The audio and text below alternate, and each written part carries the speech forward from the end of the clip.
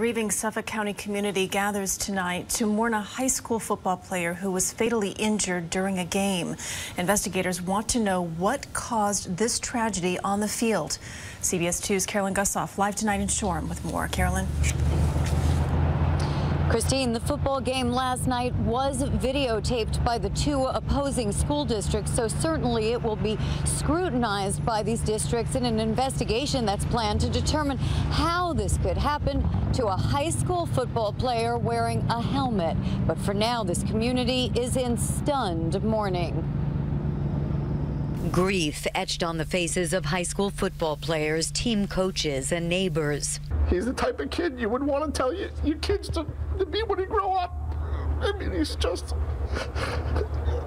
you can't say enough about the kid. He was just probably one of the greatest kids you ever seen. The death of 16-year-old Tom Cutinella in a high school football game, leaving this close-knit community stunned. A lot of crying.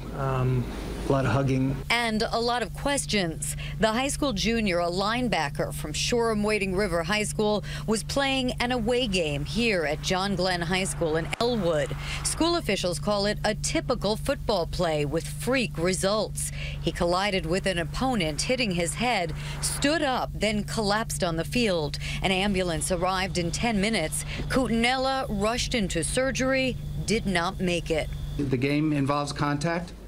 And it was the result of a freak football play. I can't even wrap my hand around it right now. I've had him since he was 6 years old in the PAL and up through the junior high and JV.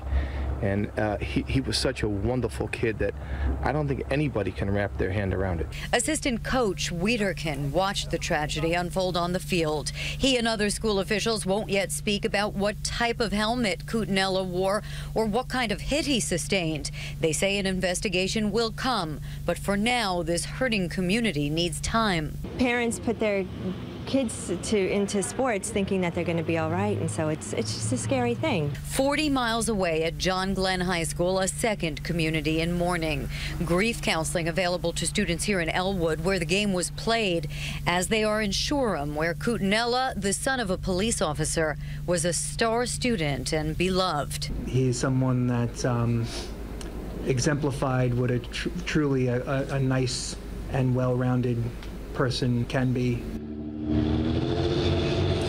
And back live now in Shoreham, you're looking at a live picture of a vigil going on at this hour on the football field of Shoreham Wading River High School, the field where Tom Cutinella loved to play. Hundreds are gathered there, parents, teachers, students. There have been prayers, memorials, and you can imagine a whole lot of tears. At this point, the investigation is being launched, and teachers and coaches say they can't even imagine how this team will move on. That's the latest from Shoreham, Long Island. Carolyn Gusoff, CBS 2 News.